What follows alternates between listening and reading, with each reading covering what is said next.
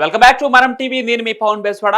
గత కొన్ని రోజులుగా తెలుగు రాష్ట్రాల్లో అఘోరి నాగసాధువు అలియాస్ శ్రీనివాస్ అంశం తీవ్ర కలకలం రేపుతున్న విషయం అందరికీ తెలిసిందే. అయితే తాను లోక కళ్యాణం కోసం, సనాతన ధర్మం పరిరక్షణ కోసం ఆ పేరుతో తిరుగుతూ హల్చల్ చేస్తుంది అఘోరి. తాజాగా మరొక సంచలనమైన పని చేశాడు ఆ అఘోరి అలియాస్ శ్రీనివాస్. అయితే చెప్పినట్లుగానే ఈ అఘోరి శ్రీనివాస్ మూడోసారి వర్షిని మెడలో తాళి కట్టాడు. మూడోసారి అని ఎందుకు అంటున్నారంటే, గతంలో ఆల్రెడీ మంగళగిరిలో వర్షిని వాళ్ళ తల్లిదండ్రుల సమక్షంలోనే ఆ అఘోరి శ్రీనివాస్ ఎవరైతే ఉన్నారో ఒక పసుపు తాడిని, అంటే పుస్తెలున్న పసుపు తాడిని వర్షిని మెడలో కట్టడం జరిగిందని చెప్పి వర్షిని మీడియా ముందు వెల్లడించడం అందరికీ తెలిసిన విషయమే. ఇక సోమవారం మధ్యప్రదేశ్లోని ఒక ఆశ్రమంలో వీరు మరొకసారి అఫీషియల్ గా పెళ్లి చేసుకున్నట్లు దానికి సంబంధించిన వీడియో ఇప్పటికే మీడియాలో హల్చల్ అవుతుంది. ఇక దీనికి సంబంధించిన వీడియో వైరల్ గా మారాయి.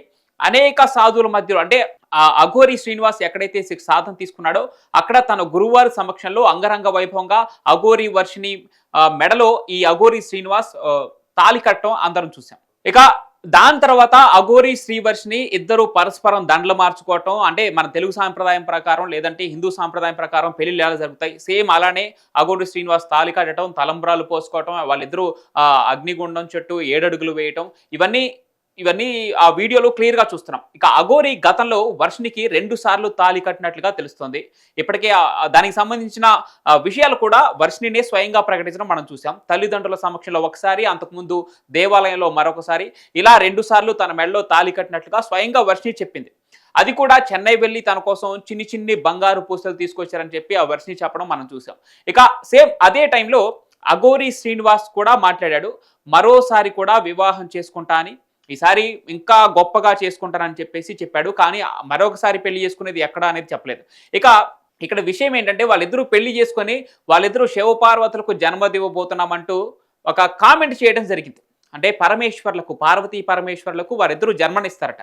అయితే ఇక్కడ డౌట్ ఏంటంటే, అంగాన్ని పరమాత్మునికి సమర్పించినటువంటి అఘోరి మరి శారీరక సంబంధం ఎలా పెట్టుకుంటాడు ఆ వర్షినితో? ఆ వర్షిని కూడా అంటే ఏం ఆశించి ఆ అఘోరిని పెళ్లి చేసుకున్నది ఇంతవరకు తెలియదు.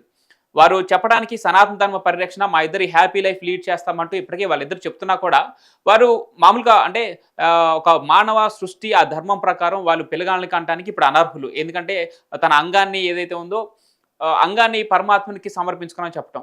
మరి ఇంతకుముందు వర్షిని చెప్పినట్టు వారు దత్త తీసుకోబోతున్నారా అనే అంశం చూడాలి. ఇక పెళ్ళైంది కాబట్టి వీరిద్దరూ మరి అలానే జ్యోతిర్లింగ దర్శనాలు అనుకుంటూ ఆ ఆశ్రమాల చుట్టూ తిరుగుతారా, లేదా స్వగ్రామానికి వస్తారా అనేది ఒక డౌట్. ఈ అంశం మీదనే తన స్వగ్రామానికి వచ్చే పనిలో అఘోరి శ్రీనివాస్ ఉన్నాడు. సో తన సొంత గ్రామం మంచిర్యాల ఆ గ్రామానికి మరికొద్ది రోజుల్లో రాబోతున్నాడంటూ కూడా ఒక వార్త అయితే హల్చల్ చేస్తుంది. అది ఎంతవరకు నిజమో చూడాలి. ఇక మరోవైపు వర్షిని తల్లిదండ్రులు వాళ్ళు కావాలనే తమ కుమార్తెను, అంటే అఘోరి శ్రీనివాస్ కావాలనే వశీకరణంతో లొంగ తీసుకొని ఈ రకంగా వ్యవహరిస్తున్నాడని చెప్పేసి వాళ్ళ తల్లిదండ్రులు అయితే ఇప్పటికే పోలీస్ కంప్లైంట్లు చేయటం, వర్షిని ఆల్రెడీ వెళ్ళిపోతే తిరిగి తీసుకురావటం, ఇవన్నీ మనకన్నీ తెలిసిన విషయాలే. దాని తర్వాత కూడా ఇదంతా ఈ వ్యవహారం మొత్తం ఎలా ఉంటే, నిన్న ఒక యువతి, కరీంనగర్కు చెందిన ఒక అడ్వకేట్, ఒక యువతి మీడియా ముందుకు రావడం అందరికీ తెలిసిన విషయమే. తన మెడలో ముందుగా అంటే జనవరి 1 అఘోరి పుట్టినరోజు నాడే తనకు తాళి కట్టి భార్యం చేసుకున్నాడని, తన దగ్గర కొంత అమౌంట్ తీసుకున్నాడని చెప్పేసి ఇప్పుడు వర్షినితో వ్యవహారం నడుస్తూ ఉంటే తను క్వశ్చన్ చేసినా కూడా తనకి తల్లి కూతుళ్ళ సంబంధం చెప్పి అబద్ధాలు చెప్పాడని చెప్పేసి, ఇక వారిద్దరి పరిచయం క్రమంగా ప్రేమగా మారి వివాహానికి దారితీసిందని చెప్పి ఆ యువతి, అంటే ఆ పేరు చెప్పకూడదు కాబట్టి ఇప్పుడు ఇంకా రైట్ టు ప్రైవసీ అనే ఒక అది ఉంది కాబట్టి ఆ పేరును వెల్లడించట్లేదు. కాబట్టి ఇప్పటికే కొంత మీడియా ఛానల్స్ ఇప్పటికే ఆ పేరు హల్చల్ చేస్తూనే ఉంది. ఇక వాళ్ళిద్దరూ కలిసి ఒక ఆశ్రమం స్థాపించి సేవ చేయాలని వాళ్ళిద్దరూ కలలు కన్నారట. కానీ అఘోరి మాత్రం తన మాటపై నిలబడకపోవడంతో అది సాధ్యపడలేదంటూ మొదటి భారీగా చెప్పుకునే ఆ బాధిత మహిళ అయితే ఆరోపించింది. మరి ఆమె కూడా కేసు పెట్టడం జరిగింది. మన లాయర్ సాయి కృష్ణ ఆజాద్ గారి సమక్షంలో వారిద్దరూ కోర్టును కూడా ఆశ్రయించడం జరుగుతుంది. ఇక తాను ఎవరిని పెళ్లి చేసుకోలేదని తెలుపుతుంది. ఎవరిని పెళ్లి చేసుకోకపోయినా మరి మెడలో తాలిబొట్టు ఎలా ఉంది, తన మెడలో ఉన్నటువంటి ఆ వెండి తాలిబొట్టునే అఘోరి తీసుకెళ్లిపోయాడని చెప్పేసి కూడా తను కంప్లైంట్లో చెప్పడం జరిగింది. తనపై తప్పుడు ప్రచారం చేస్తున్నారంటూ ఫైర్ అవుతున్నాడు మరోపక్క అఘోరి శ్రీనివాస్. నిజంగా నేను పెళ్లి చేసుకుంటే దానికి సంబంధించిన ప్రూఫ్లు బయట పెట్టమని అఘోరి శ్రీనివాస్ చెప్పడం మనం చూస్తున్నాం. అయితే బాధిత యువత మాత్రం లేడీ అఘోరి గత ఏడాది జనవరి 1న తనను పెళ్ళాడని చెబుతుంది. తన మెడలో వెండి తాళి కట్టాడని, అదే తీసుకుపోయి వర్షినికి ఇచ్చాడని చెప్పేసి, లేదంటే ఆ అఘోరిని ధరించాడని చెప్పేసి ఇవన్నీ మీడియాలో వస్తున్నటువంటి కథనాలు. అసలు నిజమేంటనేది పోలీసులు నిగ్గు తేల్చాల్సిన అవసరం అయితే ఉంది. ఇక అయితే ఇక్కడ అఘోరి పెళ్లి చేసుకోలేదంటూనే దానికి సంబంధించి అంటే బాధిత మహిళతో కొన్ని ఆడియో కాల్స్ లీక్ అవ్వడం మనం చూసాం. అంటే లవ్ యూ రాధి, నువ్వు లేకుండా నేను ఉండలేకపోతున్నాను. నాకు అందరూ వేరు, నువ్వు వేరు. నేను తిరిగి రాగానే నీ మెడలో ఫస్ట్ తాళి కట్టేస్తానంటూ కొన్ని ఆడియో వైరల్ అవ్వటం మనందరికీ తెలిసిన విషయమే. సో అసలు మరి ఈ ఆడియో కాల్స్ ఎందుకు మాట్లాడొచ్చేసిందంటే, నేను ఎవరితో అయినా ప్రేమగానే మాట్లాడతాను. ఐ లవ్ యూ చెప్పటం, ఐ మిస్ యూ చెప్పటం ఇవన్నీ నాకు సర్వసాధారణ విషయాలంటూ అఘోరి దాన్ని సమర్థించుకునే ప్రయత్నం చేయటం నిన్న మీడియాలో మనం చూసాం. మనం జీవితాంతం కలిసి ఒకటో ఇంట్లో ఉండాలని కోరిక, అందరూ వేరు, నువ్వు వేరు ఇవన్నీ ఈ ఆడియోస్ అన్నీ బాగా వైరల్ అయ్యాయి. ఇవే కాదు గతంలో కూడా అఘోరి చేసిన మోసాలు చాలా వెలుగులోకి వస్తున్నాయి. ముఖ్యంగా సైబరాబాద్ మోకిలా పోలీస్ స్టేషన్లో ఫిబ్రవరి 25 తారీఖు నమోదైన ఎఫ్ఐఆర్ ఒకటి ఇప్పుడు హల్చల్ చేస్తుంది.